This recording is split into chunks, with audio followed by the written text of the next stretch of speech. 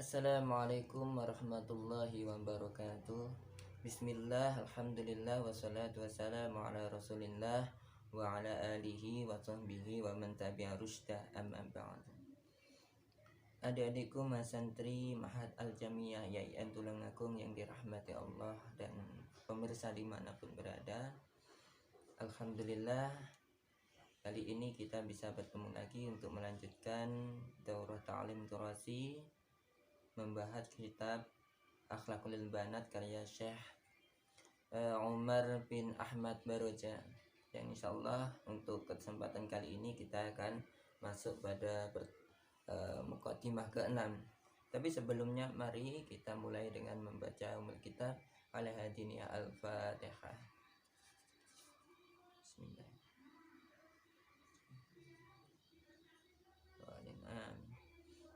Bismillahirrahmanirrahim. Wa qala hakim fi sa'atil akhlaq kunuzil arzaq. Ya. Seorang bijak berbicara, ya, ahli hikmah gitu ya, mengutarakan sebuah kalimat yang begitu indah, yaitu fi sa'atil akhlaq, ya, kunuzil arzaq, bahwa akhlak itu adalah gudangnya rezeki, ya. Akhlak adalah gudangnya rezeki, ya. Apa maksudnya akhlak itu adalah gudangnya rezeki gitu ya? Nah, bahwa di sini dapat dipahami bahwa akhlak yang baik itu akan mendatangkan rezeki yang berlimpah. Sedangkan sebaliknya akhlak yang buruk itu malah akan, ya, menyempitkan rezeki yang Allah berikan kepada kita. Nah, tapi bisa juga dimaknai sebagai berikut, bahwa kita tahu bahwa gudang itu merupakan tempat menyimpan barang-barang gitu ya, barang-barang yang berharga. Jadi semakin luas gudang tersebut, ya, semakin banyak barang yang bisa disimpan. Jadi di dalam gudang tersebut begitu banyak hal-hal yang berharga itu ya, yang bisa kita dapatkan, bisa kita manfaatkan, ya. Nah, maka akhlak itu diibaratkan seperti itu, bahwa di dalam akhlak yang baik itu tersimpan begitu banyak mutiara-mutiara keindahan, banyak sekali anugerah-anugerah Allah yang akan diberikan kepada orang yang memiliki akhlak yang baik gitu ya. Maka dapat dikatakan bahwa akhlak yang baik itu menyimpan harta benda, atau bisa menyimpan pula keindahan-keindahan, juga menyimpan berbagai anugerah yang Allah berikan kepada manusia. Jadi maka di sini dikatakan bahwa akhlak itu kunuzil arzaq, bahwa akhlak itu menyimpan ribu-ribu rezeki atau berjuta-juta rezeki yang datang dari Allah Subhanahu wa taala. Itu ya.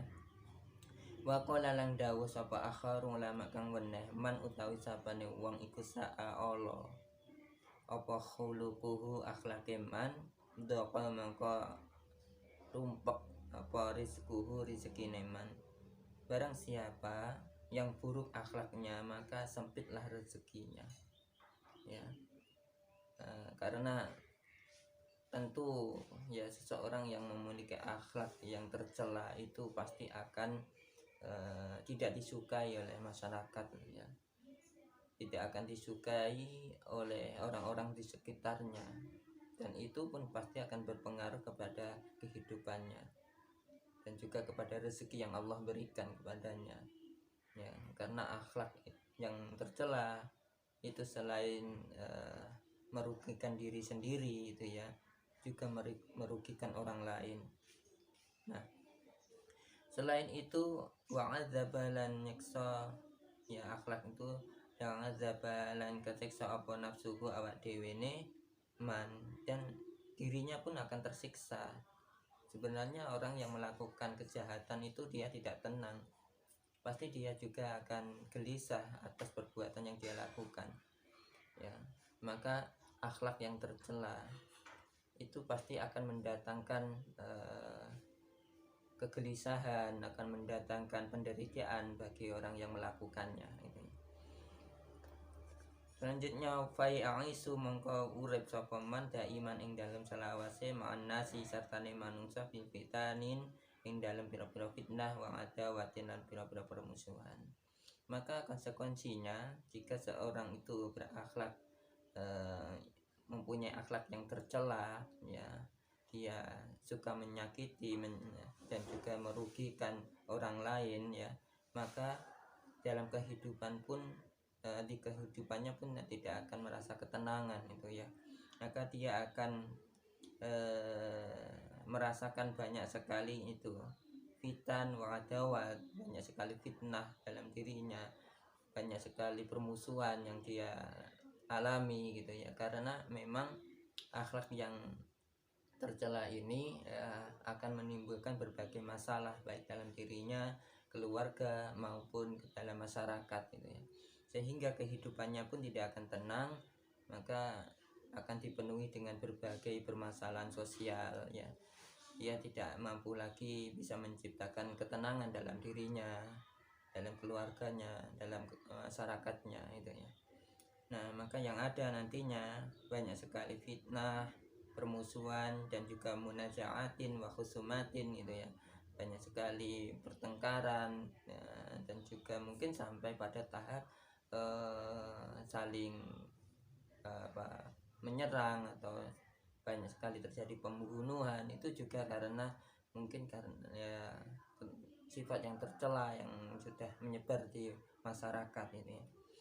Wa tadhiku lan dadi sempit alaihi ing atase man al ardo ing bumi bima kelawan sebab perkara rahubat ya kang wis den lakoni.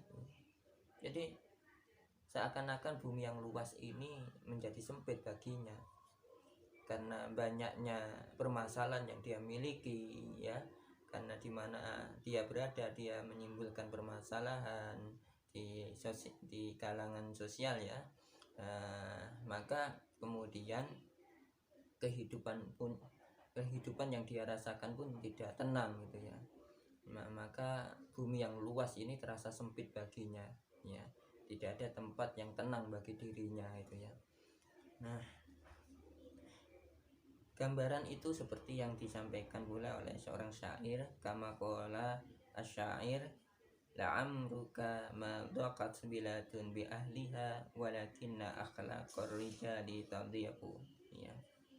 La'amruka ma dhaqat bilatun bi ahliha walakinna akhlaqar rijali tadhiqu. La'amruka yakti demi umur sira, madaqat ya, madaqat ora sempit apa biladun negara bi ahliha kelawan penduduk bilad, walakinna akhlaq rijali tetapi ini akhlak wong ya, akhlaknya masyarakat itu taziku gawe sumpek apa akhlak ya. Jadi sebenarnya ya sebuah negeri atau sebuah wilayah gitu ya, nah, itu tidak akan sempit karena penghuninya gitu. Yang menjadikan wilayah itu menjadi terasa sempit atau terasa banyak masalah itu karena akhlak penduduknya yang tidak baik gitu ya. Nah, kenapa? Karena jika masyarakat di suatu daerah itu saling bermusuhan ya, saling mengumbar hawa nafsu ya, kemudian banyak permasalahan yang terjadi adalah kemudian kehidupan di masyarakat itu tidak akan tenang gitu ya. Banyak sekali masalah, banyak sekali problem sosial, sehingga terasa bahwa kehidupan itu sangat sempit ya, tidak nyaman lagi. Nah, jadi yang menjadikan sebuah wilayah itu tidak tenang, tidak nyaman itu bukan karena wilayahnya yang sempit karena kepadatan penduduk, itu bukan, karena akhlak dari penduduk itu sendiri sebenarnya yang membuat sebuah wilayah itu terasa tidak nyaman ditempati gitu ya. Nah, Wa qala akhir dan yang lainnya, wa qala lan dawu sapa akharu, penyair ya kang lain ini ya, penyair liyane niku. Jadi ada penyair lain yang juga menyampaikan sebuah syair, idza lam tattasi' akhlaqul qaum tadhiqu bihim fasihatu bilad. Idza lam tattasi' ing dalem nalikane ora jembar apa akhlaqul qaumin, akhlake kaum tadiku mongko sempit apa rumpek bihim kelawan sebab akhlakku kaum apa fasihatul biladi jembare negara. Nah, bila akhlak sebuah kaum ya, bila akhlaknya masyarakat ya, itu tidak baik ya, maka negeri yang luas pun akan terasa sempit gitu ya. Jadi jika sebuah wilayah tetapi masyarakatnya tidak mempunyai akhlak yang baik, maka meskipun wilayah itu sangat luas akan terasa sempit pun ya di dalamnya gitu. Nah, waqala amiru su'ara sauqi, waqala lan dawuh sapa amiru su'ara ya, penghulune pira-pira penyair Syauqi rubane Syauqi, wa innamal umamu akhlaqu ma baqiyat wa inhumu zahabat akhlaquhum zahabu, wa innamal umamu akhlaqu ma baqiyat wa inhumu zahabat akhlaquhum zahabu. Wa innamal umamu lan angin bestine utawi pira-pira masyarakat ya, apa akhlak iku mabakiyat selagi tetep, wa inhumu mongko lamun napa niki sahabat ilang ngeten nggih, apa akhlakuhu akhlake kaum zahabu mongko ilang apa umam. Nah, maksudnya ya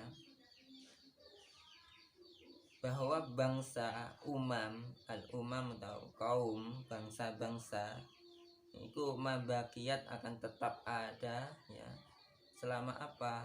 Selama akhlak itu masih ditegakkan di situ. Wa inna ma umamu akhlaqu mabaqiyatnya,